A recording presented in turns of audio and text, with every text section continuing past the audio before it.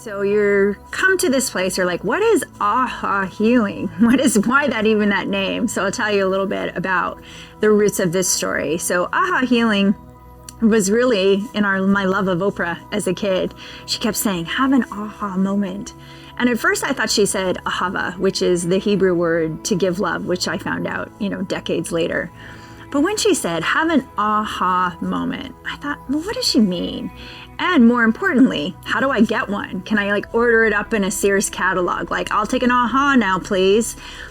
I wanted to get to the roots of understanding what all of that meant. My education was psychology. I looked at the therapeutic path, been in therapy myself, thought I would be a therapist, but also felt like there was parts of the equation that was missing. I would learn the different theories that were all taught by the fathers of psychology, and I was like, where are the mothers? We're missing another part of the equation. Not that what they hadn't discovered was incredible, but I also felt that there was just more to the story. Every time I would start down the path, I'd be like, wow, we're missing a part of the equation here. And because of that sensation and that feeling, I ended up going into the pharmaceutical industry and thought, wow, we're really prescribing a lot of drugs that may or may not be right for that person. Some cases, yes, a lot of cases, no. Then I went and worked in the tech industry, which I thought was the new heroin. So I went to Silicon Valley. I'm living in Silicon Valley. And I thought, well, if we're all going to live digitally, I need to understand what impact is digital going to have on how we see ourselves, how our sense of love and belonging. How does it impact empathy? What about delay of gratification? I wanted to get to the roots of all of that understanding. And so because of that, I decided to write my own theory. I started this back in the 90s and I was doing my degree and I would write on the back of the paper, well, this part of the theory only works here, but this doesn't really work if you're a kid that's hungry. See, I was once a kid who was hungry. My dad was also an addict, so when I was a teenager, they said, well, you've got an 85% chance of becoming an addict as well.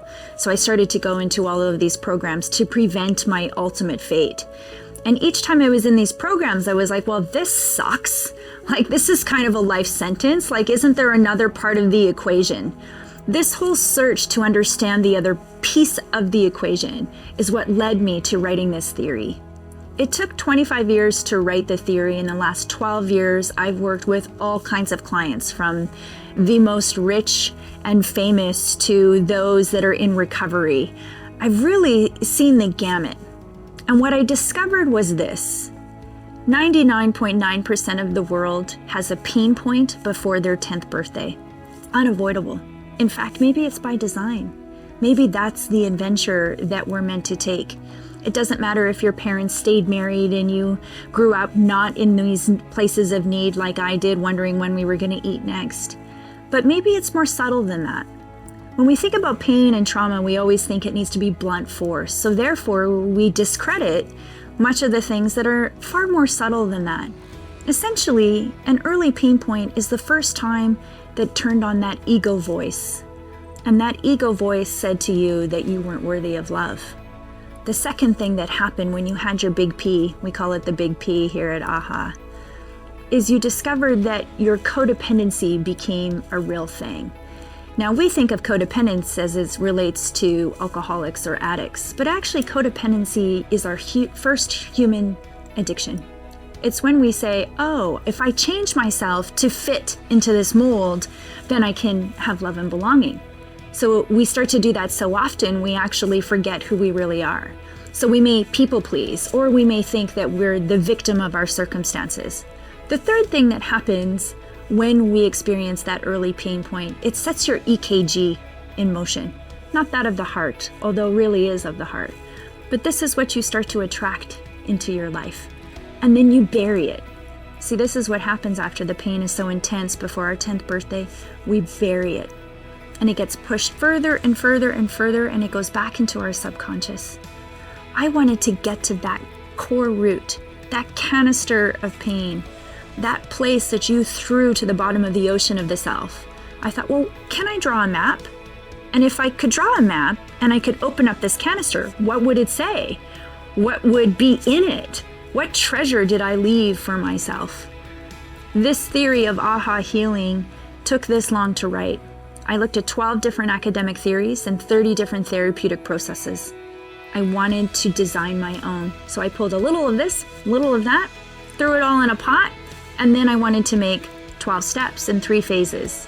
I wanted to make a different 12 steps. I understand that some 12 steps work for some folks, but this is really for anyone. And what I discovered is that no one really skips a step. And yes, you can heal that early pain root. That is the most important journey that you should take. If you want healthy love, relationships, marriages, healthy children, healthy workplaces, we all have to commit to the inner journey. And that's where you find the aha. So perhaps when Oprah said, find your aha, maybe she was actually saying, find the love within the self first. That's the aha. The aha is that we are always loved. And we've been loved our whole lives since our very first breath. We are loved by our breath, and everything else is gravy. So welcome to Aha Healing. Take the journey, whether you are in relationships or you're looking just for personal healing, or you're in your company and your job and you're trying to figure things out. It all begins with you. It is an inner walk, and this is the map to your aha.